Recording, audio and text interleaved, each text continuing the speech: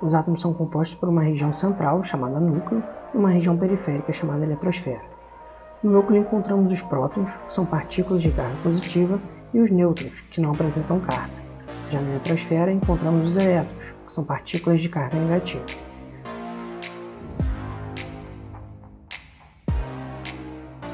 Podemos dizer que temos um átomo neutro quando a soma das cargas positivas e negativas se anula, ou seja, a quantidade de cargas positivas é igual à quantidade de cargas negativas. No exemplo de átomos que estamos usando, quantos prótons vemos no núcleo? 3 prótons, então temos 3 cargas positivas. Quantos elétrons estão na eletrosfera? 3 também, então também temos 3 cargas negativas.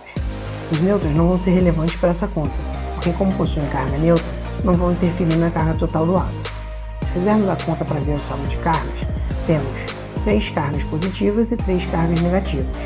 Mais 3 menos 3 igual a 0. Então nesse exemplo temos um átomo neutro, pois a carga final do átomo é igual a 0. Uma outra propriedade importante dos átomos é a massa atômica. Essa propriedade é o resultado da soma das massas das partículas de um determinado átomo. Relembrando algumas informações. A massa do próton é de 1 unidade atômica. A massa do nêutron também é de 1 unidade atômica. Já os elétrons têm massa desprezível, ou seja, para fins práticos, consideramos igual a 0. Então, para sabermos a massa atômica, representada pela letra A, basta somarmos o número de prótons e de nêutrons, já que somente eles contribuem para a massa de um átomo, cada um com 1 unidade de massa atômica. No nosso átomo de exemplo, temos 3 prótons e 4 nêutrons. Substituindo na fórmula, teremos A igual a 3 mais 4, então a massa atômica vai ser de 7 unidades de massa atômica. Além da massa atômica, uma outra propriedade muito importante de um átomo é o número atômico. Ele funciona como a identidade de um átomo. Isso porque é esse número que vai indicar que tipo de átomo estamos falando, ou seja, a qual elemento químico esse átomo pertence. O número atômico é definido pelo número de prótons desse átomo. E por que é ele que identifica o tipo de elemento químico?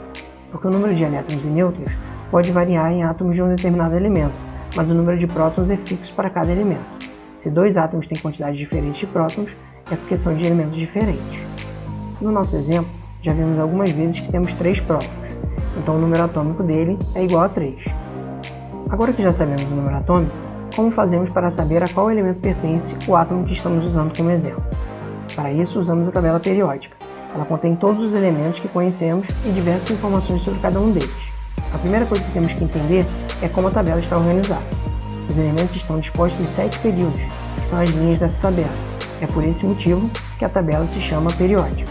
Além dos 7 períodos, os elementos estão organizados em 18 famílias, que são as colunas da tabela.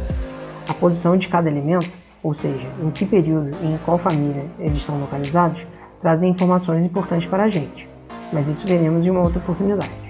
Além de entender a organização, precisamos entender o que quer dizer cada informação que cada elemento está trazendo para a gente.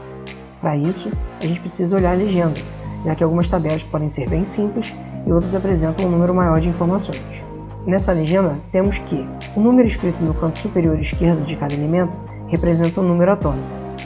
Antes de seguir para outras informações, vale a pena dizer que os elementos estão organizados em ordem crescente de número atômico, ou seja, o primeiro elemento é de número atômico 1, o segundo, que está à direita dele, tem número atômico 2 e assim por diante. Sendo que quando chega na família 18, o próximo elemento estará no próximo período. Então, o elemento de número atômico 3, que estamos usando como exemplo durante todo esse vídeo, está localizado na família 1, no segundo período. Voltando à legenda, a segunda informação é o símbolo do elemento, sempre representado por uma ou 2 letras, sendo que somente a primeira é maiúscula. Essas letras vêm do nome em latim, então nem sempre é fácil ligar o símbolo ao nome em português. A terceira informação dessa tabela é o nome do elemento, no caso aqui em português. Por fim, a última informação dessa tabela é a massa atômica, aqui chamada de peso.